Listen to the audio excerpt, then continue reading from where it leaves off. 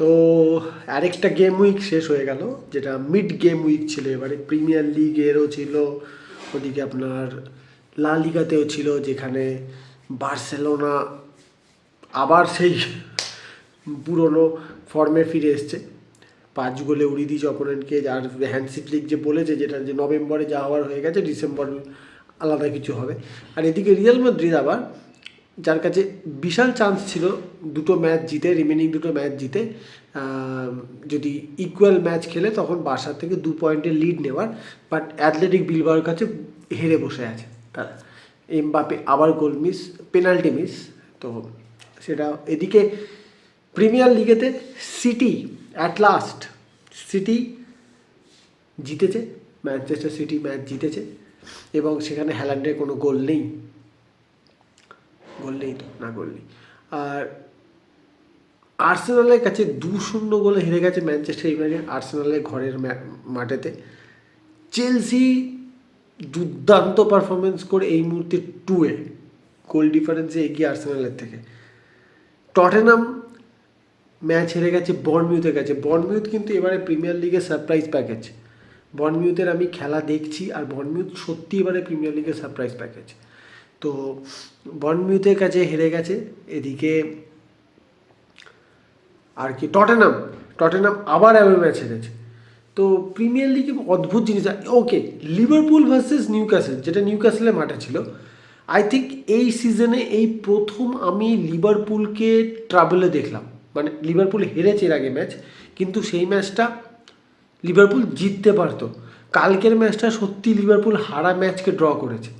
এটা দেখে মনে হতে পারে যে লিভারপুল তো একসময় 3-2 লিড করছিল, এটা কি 2-1 পিছিয়ে ছিল, সেখান থেকে 3-2 লিড করছিল, তো লিভারপুল এটা কি করে হতে পারে। বাট লিভারপুল সত্যিই কিন্তু কালকের যে ম্যাচটা লিভারপুলকে দেখে প্রবলেমে মনে হয়েছিল, যখন ইশাকের অদ্ভুত একটা ভালো গোল। মানে এখন কেন এই গোলটাকে অদ্ভুত বলছি, এখন আর লং রেঞ্জার্স হয় না তেমন একটা। লং রেঞ্জার্স শটে আমি খুব কম গোল এখন দেখতে পাই, আগে যেটা দেখতে পেতাম। কিন্তু বক্সের বাইরে থেকে এখন এমন ফুটবল এতটাই বেশি ট্যাকটিক্সের ওপর নির্ভর করছে, ট্যাকটিক্যালি এতটাই পারফেক্ট ফুটবল খেলা সব টিমরা চেষ্টা করে। তো ওই বক্সের বাইরে থেকে লং শট মেরে বলের পজিশন কেউ হারাতে চায় না, সবাই চায় প্রত্যেকটা অ্যাটাক নিখুঁত হোক। তো সেই জায়গায় ইসাকের ওই গোলটা, আর অ্যান্টনি গর্ডন, ইসাক, এদের ওদিকে মফে, এদের ইন বিহাইন্ড রানের সময় কিন্তু লিভারপুলকে দিশাহারা দেখাচ্ছিল। But still Mohamed Salah, the great Mohamed সালাহর জন্য লিভারপুল এবারের ম্যাচটা, এই ম্যাচটাতেও সারভাইভ করে গেছে। ফ্যান্টাসি প্রিমিয়ার লিগ ম্যানেজারদের জন্য তো খুব ভালো রেজাল্ট এটা, কারণ কোল পার্মার গোল করেছে, সালাহ গোল করেছে। তো এবার যে আজকে যে দুটো জিনিস নিয়ে মেনলি কথা বলবো, দুটো ম্যাচ নিয়ে কথা বলবো। দেখুন, বিশেষ করে 2-3টে টিম নিয়ে কথা বলবো। ফার্স্ট কথা বলবো ইউনাইটেড আর্সেনাল, আরেকটাই কথা বলবো চেলসিকে নিয়ে। তো শুরুটা প্রথমে করবো আর্সেনাল ভার্সেস ম্যানচেস্টার ইউনাইটেড ম্যাচটাকে নিয়ে। সত্যি কথা বলতে আমি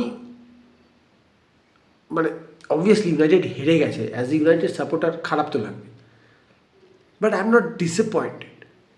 আমি ডিসঅ্যাপয়েন্টেড এই কারণে নই, একদম যদি জেনুইন ফুটবল সেন্সে কথা বলি, সেট পিস দুটো গোল ছাড়া, যদিও 13টা কর্নার ছিল ফর আর্সেনাল, ইউনাইটেডের 0 কর্নার্স। 13টা কর্নারের মধ্যে 8টা এমন কর্নার ছিল যেটাতে দেখে মনে হয়েছিল এই গোল খেয়ে গেল। অদ্ভুত একটা কর্নারকে একটা আলাদা, মানে কর্নার থেকে গোল করাটাকে একটা আলাদা লেভেলে নিয়ে চলে যাচ্ছে আর্সেনাল, যেটা ক্রিটিক্সরা বলছে যে আর্সেনাল স্টোক সিটি টাইপের ফুটবল খেলছে। একটা সময় আমাদের মনে আছে স্টোক সিটিকে সেট পিসেতে, কারণ সবই 6 ফুট 3 ইঞ্চি 6 ফুট 4 ইঞ্চি প্লেয়াররা থাকতো, তো স্টোক সিটিকে যদি চান্স দেওয়া হতো কর্নারে বা সেট পিসেতে, স্টোক সিটি অবধারিত গোল করতো। ম্যাচে দুটো সুযোগ, একটা সুযোগে গোল করে দিত। আর্সেনাল কিন্তু কর্নার থেকে গোল করাটাকে সেই জায়গাতে নিয়ে গেছে। আর্সেনাল বিশেষ করে যদি দেখেন আর্সেনাল অ্যাকচুয়ালি কীভাবে কর্নার করে, আর্সেনালের কর্নারের সময় যেটা হয়, দুটো সিস্টেমে তারা কর্নার করে। একটা হচ্ছে, আপনি দেখলে অবাক হবেন, কর্নার যখন তোলা হচ্ছে আর্সেনালের 4 থেকে 5টা প্লেয়ার ফার পোস্টে একদম পেছন দিকে থাকে, এবং তারা ফার পোস্টের সমস্ত ডিফেন্ডারদের মানে অপোনেন্ট টিমের সমস্ত ডিফেন্ডারদেরও পেছনে থাকে। ঠিক যখন কর্নার টেকার সে যখন রান স্টার্ট করে সেই মোমেন্টে আর্সেনালের ডিফেন্ডাররা বক্সে 6 ইয়ার্ড বক্সের ভেতর ঢোকে। আর আরেকটা যেটা থাকে সেটা হচ্ছে কর্নার টেকার যখন দৌড়চ্ছে তখনই অলরেডি প্রথম ওটা একটা সেট আপ ছিল। আরেকটা সেট আপ হচ্ছে আর্সেনালের প্লেয়াররা নিয়ার পোস্টটাকে অ্যাটাক করে দুজন।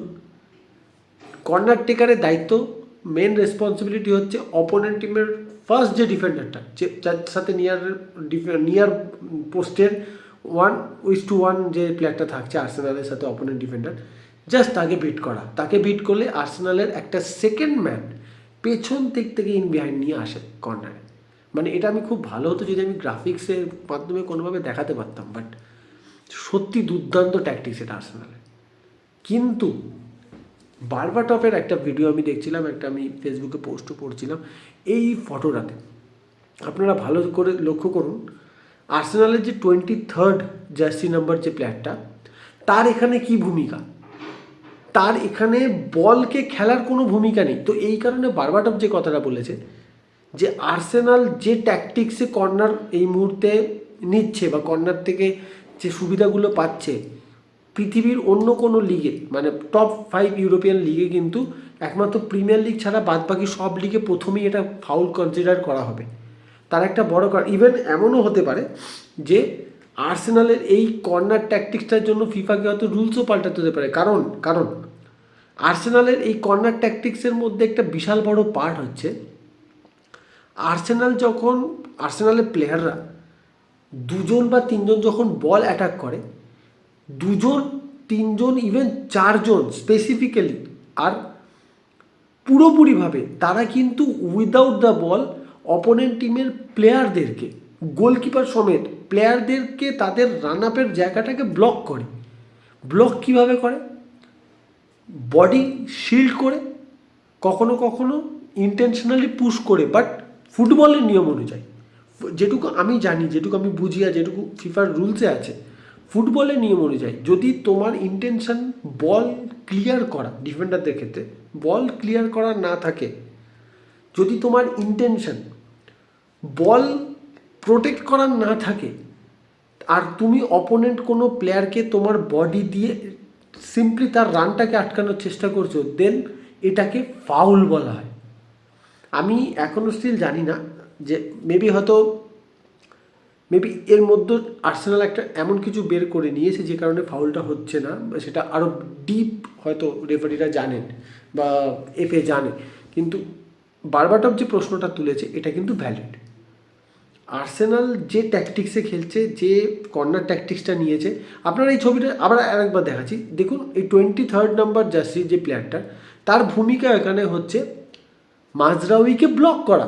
বাট মাজরাউইকে ব্লক করার জন্য তার কোনো ইন্টেনশনই নেই বল প্লে করার। মানে কর্নারটা যে বলটা যে আসছে, বলটাকে খেলার উদ্দেশ্যে গিয়ে সে প্লেয়ারটাকে ব্লক করছে, হেড মারতে উঠতে যাচ্ছে তখন প্লেয়ারকে ব্লক করে উঠছে না, তার সিম্পলি সেই প্লেয়ারটাকে আলাদা করে বডি পুশ করে ঠেলে সরিয়ে দিচ্ছে। So it's a foul. আমি জানি না এটা নিয়ে ইন ফিউচার আর কোনো কথা হবে কি না, বাট এটা ফাউল প্লে আমার যেটুকু দেখে মনে হলো। তো এটা নিয়ে ইন ফিউচার প্রশ্ন উঠবে। একটা টাইমে যদি আর্সেনাল কন্টিনিউয়াস এইভাবেই গোল করতে থাকে না, তো এটা নিয়ে প্রশ্ন উঠতে শুরু হবে। এছাড়াও এই ম্যাচটাতে আরেকটা যে জিনিস বলি, সবাই এই কথাটা বলছে যে আর্সেনাল ডমিনেট করেছে ইউনাইটেডকে। কিছুটা ক্ষেত্রে আমি মানবো, হ্যাঁ কিছুটা ক্ষেত্রে অবশ্যই করেছে, কিন্তু ইউনাইটেড কিন্তু অনেক বেটার চান্স পেয়েছিল রাদার দেন আর্সেনাল চান্স পেয়েছে যা সব কর্নারে ওপেন প্লে থেকে। ইভেন ইউনাইটেডও কিন্তু একটা ফ্রি কিক থেকে দুর্দান্ত একটা ফ্রি কিক সেট আপ করেছিল, যেটা অ্যান্টনি হাতে মারলো গোলকিপারে। আর ডিয়েগো ড্যালট 2 জেনুইন চান্স মিস করেছে। সো ইউনাইটেডের কাছে exactly same number of chances ছিল। ওপেন প্লে থেকে বেটার ছিল ইউনাইটেড, অনেক বেটার ছিল। আমি এই জন্যই বললাম যে আমি ডিসঅ্যাপয়েন্টেড নই, কারণ রুবেন অ্যামোরিমের যে ট্যাকটিক্স, তাতে আমি এরা দেখতে পেয়েছি যে একটা প্রপার গেম প্ল্যান ছিল, একটা প্রপার সিস্টেম ছিল যে কীভাবে আমি আর্সেনালকে আটকাতে চাই। Give this manager time, obviously result oriented time আমি বলতে চাইছি, যেখানে প্যাটার্ন দেখতে পাবো, কিছুটা দেখতে পাওয়া যাবে। আমি নেক্সট ম্যাচের জন্য খুব eager against Nottingham forest at Old Trafford. তো ওই ম্যাচটার জন্য আমি প্রচণ্ড ইগারলি ওয়েট করছি, কারণ আমি প্রত্যেকটা ম্যাচে ডেভেলপমেন্ট দেখতে পাচ্ছি এই মুহূর্তে। প্রত্যেকটা ম্যাচে ইউনাইটেডের খেলার মধ্যে রুবেন অ্যামোরিম স্টাইলটা ইমপ্লিমেন্ট হতে দেখতে পাচ্ছি বারবার। সো আর্সেনাল ম্যাচটা নিয়ে আমি অতটা ডিসঅ্যাপয়েন্টেড নই। হ্যাঁ, অবশ্যই সেট পিস দুটো কনসিডার না করলে ইউনাইটেড, আর যদি ইউনাইটেড একটা গোল করতে পারতো সেক্ষেত্রে ইউনাইটেডের জন্য চান্স ছিল, but okay. So today is pain, tomorrow's gain. আর যে টিমটাকে নিয়ে আমি কথা বলতে চাই, চেলসি। অনেকে কথাটা শুনে হাসতে পারেন, বাট চেলসি এবছর টাইটেল কন্টেন্ডার এখনও অবধি। খেলা দেখে আমার মনে হচ্ছে পরিষ্কার। হ্যাঁ, একটা জায়গাতে চেলসি হোঁচট খেতে পারে, যে হোঁচটটা লাস্ট দুটো সিজনে আর্সেনাল খেয়েছে, ইনএক্সপিরিয়েন্স। স্কোয়াডটা ইনএক্সপিরিয়েন্সের একটা ব্যাপার থেকে যাবে। যে মোমেন্টে চেলসি দুটো বা তিনটে খারাপ ম্যাচের মধ্যে দিয়ে যাবে, সেই মোমেন্টটাকে কিভাবে ওভারকাম করছে সেটা হবে মারেস্কার আসল কাজ। দেখুন, এমনিতেই চেলসির একটা বিশাল বড় ফেসিলিটি আছে। চেলসি বিশাল বড় স্কোয়াড নিয়ে এবারে টুর্নামেন্টগুলো খেলছে। চেলসি কনফারেন্স লিগের আর প্রিমিয়ার লিগের দুটো 11 পুরো আলাদা। তো তার ফলে তাদের প্লেয়াররা কিন্তু ফ্যাটিক, এই যে ব্যাপারটা বুঝতে পারছে না। আর ম্যারেস্কা খুব দুর্দান্তভাবে এটাকে ম্যানেজও করছে। এই একটা জায়গাতে আমি প্রচণ্ড রকমভাবে ডেভেলপমেন্ট দেখতে পাচ্ছি চেলসির খেলা স্টাইলে। প্রিমিয়ার লিগে যে 11টা খেলছে তাদের খেলা স্টাইল, তাদের যে way of playing the football, the way of attacking, যে একটা প্যাটার্নে তারা ফুটবল খেলছে, সেম প্যাটার্নে কিন্তু কনফারেন্স লিগে, মানছি অনেক উইক টিম পড়ছে, বাট আমি কথা বলছি প্যাটার্নটা, সেই প্যাটার্নে কিন্তু কনফারেন্স লিগেতেও চেলসি খেলছে একই পদ্ধতিতে, একই প্যাটার্নে, একই সিস্টেমে।